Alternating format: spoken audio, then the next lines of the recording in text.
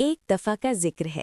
ایک چھوٹے سے گاؤں میں ایک خوبصورت بلی رہتی تھی جس کا نام تھا مشمش۔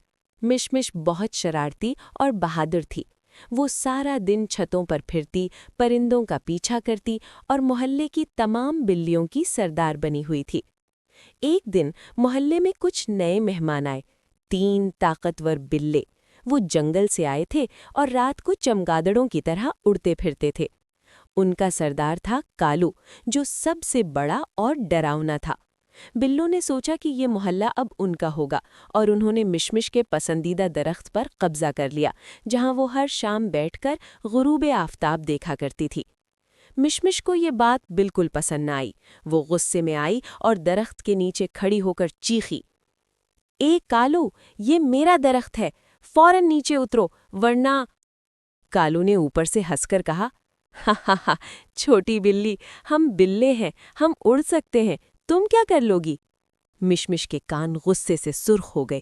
اس نے دانت نکالے اور بولی، اڑنا تو کوئی بڑی بات نہیں، دیکھو اب۔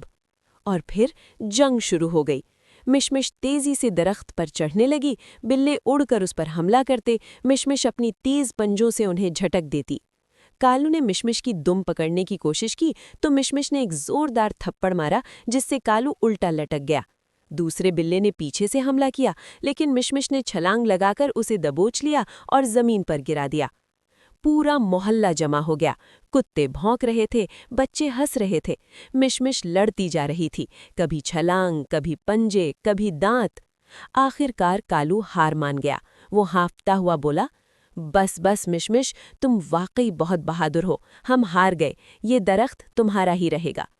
مشمش نے فاتحانہ انداز میں دم ہلائی اور بولی، اچھا ہوا تم لوگوں نے ہار مان لی، اب سے یہ محلہ سب کا ہے، بلیوں کا بھی اور بلوں کا بھی، لیکن درخت صرف میرا۔